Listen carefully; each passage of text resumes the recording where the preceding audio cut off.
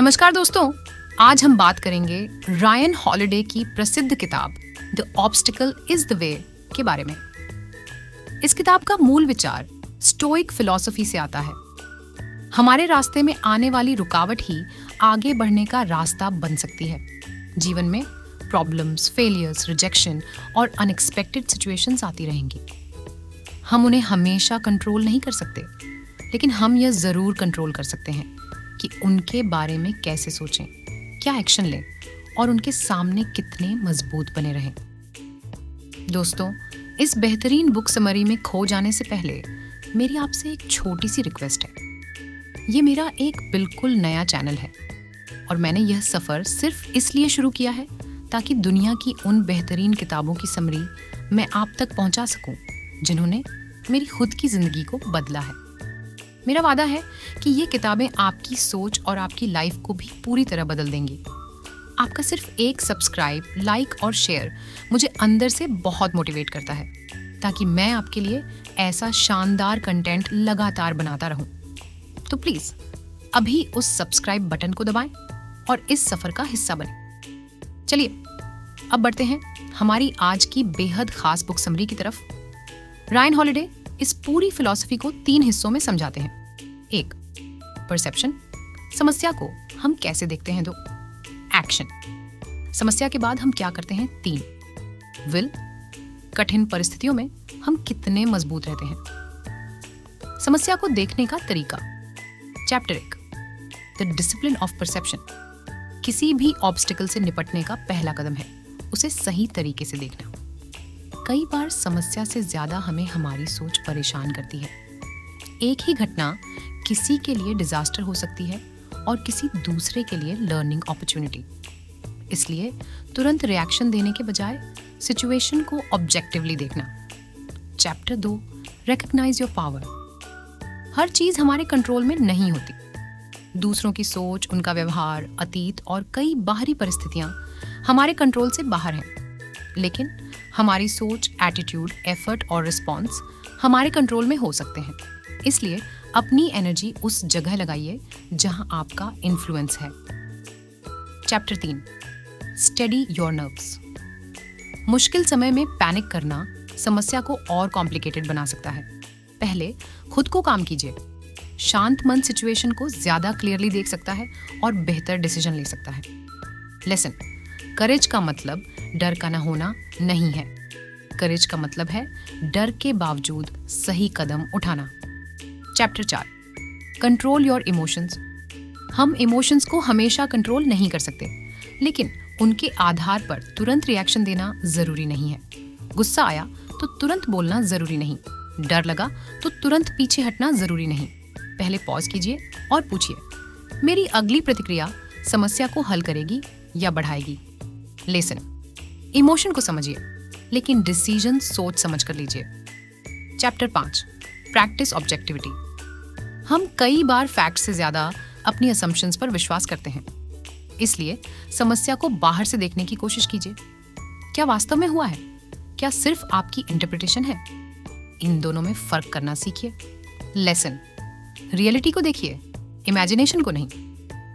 Chapter 6, alter your perspective, perspective बदलने से problem तुरंत गायब नहीं होती, लेकिन उसके प्रति आपका रिस्पॉन्स बदल सकता है। फेलियर को लर्निंग की तरह देखा जा सकता है। रिजेक्शन को इम्प्रूवमेंट का फीडबैक बनाया जा सकता है। डिले को प्रेपरेशन का समय बनाया जा सकता है। लेसन, हर परिस्थिति में एक ऑल्टरनेटिव पर्सपेक्टिव खोजने की आदत डालिए। Chapter 7, is it up to you, stoic philosophy का एक महत्वपूर्ण सवाल है। क्या यह मेरे कंट्रोल में है? अगर हाँ, एक्शन लीजिए। अगर नहीं, एक्सेप्टेंस सीखिए। आप दूसरों के ओपिनियन को कंट्रोल नहीं कर सकते, लेकिन अपनी प्रतिक्रिया को कर सकते हैं। लेसन, कंट्रोल की सही पहचान स्ट्रेस को कम करती है। Chapter 8, live in the present, हमारा मन अक्सर अतीत और भविष्य में घूमता रहता है। काश ऐसा नहीं हुआ होता, अगर आगे ऐसा हो गया तो। लेकिन असली एक्शन केवल वर्तमान में लिया जा सकता है। अपने आप से पूछिए, इस समय में क्या कर सकता हूं, और फिर उस एक कदम पर ध्यान दीजिए। चैप्टर 9, थिंक डिफरेंटली, अगर एक तरीका काम नहीं कर रहा है तो इसका मतलब यह नहीं कि आपका गोल असंभव है। शायद स्ट्रैटेजी बदलने की जरूरत है। क्रिएटिव थिंकिंग ऑब्स्टिकल को नए एंगल से देखने में मदद करती है। लेसन, नहीं हो सकता कहने से पहले पूछिए, क्या कोई दूसरा रास्ता हो सकता है? Chapter 10, finding the opportunity. Her obstacle में तुरंत अपॉर्चुनिटी दिखाई नहीं देती, लेकिन हर मुश्किल हमें कुछ सिखा सकती है। फेलियर आपको आपकी वीकनेस दिखा सकता है। रिजेक्शन आपको बेहतर तैयारी के लिए प्रेरित कर सकता है। डिफिकल्ट सिचुएशन आपकी पेशेंस और रेजिलियंस बढ़ा सकती है। लेसन, प्रॉब्लम को केवल प्रॉब्लम की तरह मत देखिए। पूछिए, ये मुझे क्या सिखा रही है? पार्ट 2, एक्शन सोच के बाद। कदम सिर्फ सही सोच काफी नहीं है। प्रॉब्लम को समझने के बाद एक्शन लेना जरूरी है। Chapter 11, the discipline of action. कई लोग समस्या देखकर सोचते ही रह जाते हैं, लेकिन एक्शन के बिना कोई बदलाव नहीं आता। प्रॉब्लम को छोटे हिस्सों में बांटिए और पहला कदम उठाइए। Small action is better than endless thinking. Chapter 12, get moving. Perfect time का इंतजार मत कीजिए। परफेक्ट प्लान का इंतजार मत कीजिए। जो जानकारी अभी उपलब्ध है उसके आधार पर शुरुआत कीजिए। एक छोटा कदम मोमेंटम पैदा कर सकता है। Chapter 13, practice. परसिस्टेंस। सक्सेस में परसिस्टेंस की बहुत बड़ी भूमिका है, लेकिन परसिस्टेंस का अर्थ एक ही गलती बार बार करना नहीं है। इसका मतलब है try, learn, improve, try again. अगर स्ट्रैटेजी काम नहीं कर रही है तो स्ट्रैटेजी बदलिए। गोल जरूरी नहीं कि छोड़ना ही पड़े। Chapter 14, iterate. पहली कोशिश परफेक्ट होना जरूरी नहीं। एक्शन लीजिए, रिजल्ट देखिए, फीडबैक लीजिए, फिर सुधार कीजिए। यही प्रोसेस ग्रोथ का आधार है। लेसन, फेलियर को फाइनल रिजल्ट नहीं, फीडबैक समझिए। Chapter 15, follow the process. हम अक्सर फाइनल रिजल्ट पर इतना ध्यान देते हैं कि डेली प्रोसेस भूल जाते हैं, लेकिन बड़ी सफलता छोटे छोटे कंसिस्टेंट एक्शन से बनती है। आज का काम कीजिए, कल का काम कल कीजिए। धीरे धीरे प्रोग्रेस दिखाई देगी। Chapter 16, do your job, do it right. हर काम एक्साइटिंग नहीं होगा।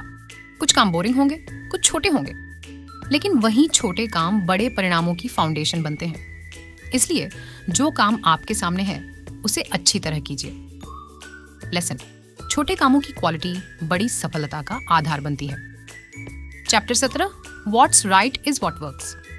कभी कभी हमारा ईगो हमें पुराने तरीके से चिपकाए रखता है, लेकिन अगर कोई मेथड काम नहीं कर रहा तो उसे बदलना वीकनेस नहीं है। प्रैक्टिकल बनिए, जो इफेक्टिव है उसे अपनाइए। Chapter 18, the flank attack. हर ऑब्स्टिकल को सामने से टकराकर जीतना जरूरी नहीं। कई बार दूसरा रास्ता ज्यादा स्मार्ट होता है। अगर एक डोर बंद है तो दूसरा रास्ता खोजिए। लेसन, हार्ड वर्क जरूरी है, लेकिन स्मार्ट स्ट्रैटेजी भी उतनी ही जरूरी है। Chapter 19, use obstacles against themselves.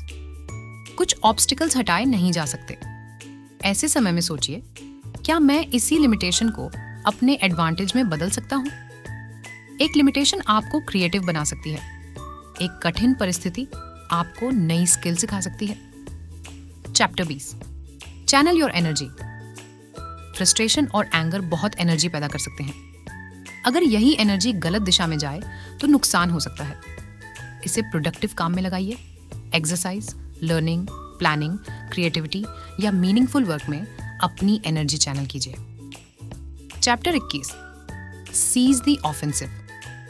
केवल सर्कमस्टांसेस के रिएक्शन में मत जीते रहिए। जहां संभव हो इनिशिएटिव लीजिए। अपना अगला कदम खुद तय कीजिए। लेसन, प्रोएक्टिव व्यक्ति सर्कमस्टांसेस का केवल इंतजार नहीं करता, वह अपने एक्शन से पॉसिबिलिटीज बनाता है। Chapter 22, prepare for none of it to work. हर प्लान सफल होगा इसकी गारंटी नहीं है, इसलिए मेंटली फ्लेक्सिबल रहिए। अगर प्लान ए काम नहीं करता तो प्लान बी सोचिए। अगर रास्ता बंद हो जाए तो नया रास्ता खोजिए। लेसन, फेलियर की पॉसिबिलिटी स्वीकार करने से फेलियर का डर कम होता है। पार्ट 3, विल, आंतरिक शक्ति। अब किताब का तीसरा हिस्सा आता है, विल। जब परिस्थिति हमारे कंट्रोल में नहीं होती तब हमारी इनर स्ट्रेंथ काम आती है। Chapter 23, do discipline of the will life हमेशा हमारी इच्छा के अनुसार नहीं चलेगी। कभी अनएक्सपेक्टेड प्रॉब्लम्स आएंगी। ऐसे समय में हमें अपने वैल्यूज और प्रिंसिपल्स पर टिके रहना चाहिए।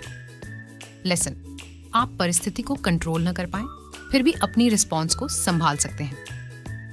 Chapter 24, build your inner Citadel. अपने भीतर एक ऐसा मेंटल स्पेस बनाइए जहां बाहरी परिस्थितियां आपकी पूरी शांति को न हिला सकें। अपनी वैल्यूज, बिलीफ्स और प्रिंसिपल्स को मजबूत बनाइए। लेसन, बाहरी दुनिया अनस्टेबल हो सकती है, लेकिन आपकी इनर स्टेबिलिटी मजबूत हो सकती है। Chapter 25, anticipation. मुश्किलें आ सकती हैं। इस संभावना को स्वीकार करना आपको मेंटली प्रिपेयर्ड रखता है। इसका मतलब नेगेटिव सोचना नहीं है।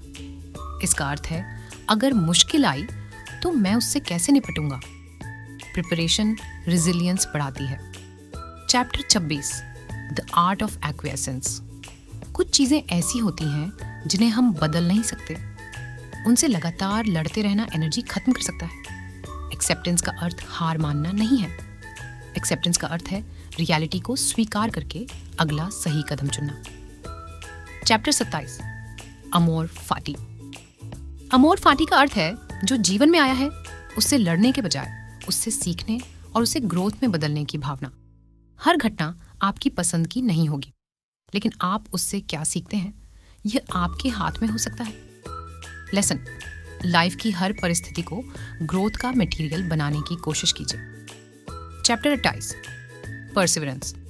कई बार सफलता तुरंत नहीं मिलती। ऐसे समय में परसिवरेंस जरूरी है, लेकिन परसिस्टेंस के साथ फ्लेक्सिबिलिटी भी रखिए।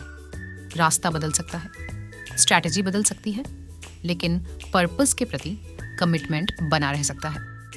Chapter 29, something bigger than yourself. जब हमारा पूरा फोकस केवल अपनी प्रॉब्लम्स पर होता है तो वे बहुत बड़ी लगती हैं, लेकिन जब हम किसी बड़े पर्पस से जुड़ते हैं, परिवार, समाज, सेवा, क्रिएटिविटी या मीनिंगफुल वर्क, तो हमारा पर्सपेक्टिव बदलता है। लेसन, पर्पस कठिन समय में आगे बढ़ने की शक्ति देता है। Chapter 30, meditate on your mortality. जीवन सीमित है, इसलिए हर छोटी समस्या पर अपना समय और मेंटल एनर्जी खर्च करना जरूरी नहीं। अपने आप से पूछिए, क्या यह समस्या वास्तव में इतनी बड़ी है कि मैं अपनी शांति इसके लिए खो दूं? यह सवाल प्रायोरिटीज को क्लियर कर सकता है। Chapter 31, prepare to start again. कभी कभी बहुत मेहनत के बाद भी चीजें हमारी उम्मीद के अनुसार नहीं होती, लेकिन एक फेलियर आपकी पूरी आइडेंटिटी नहीं है।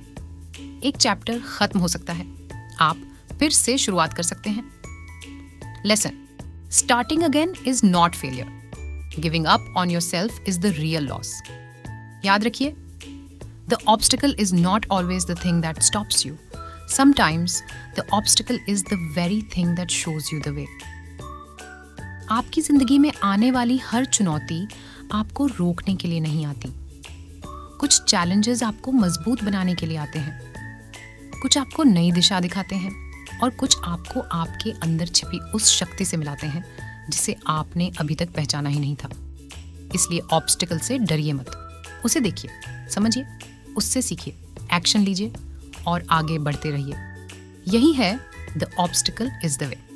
अगर आपको यह बुक समरी पसंद आई हो तो वीडियो को लाइक करें, अपने दोस्तों के साथ शेयर करें और ऐसी ही पावरफुल बुक समरीज के लिए चैनल को सब्सक्राइब जरूर करें।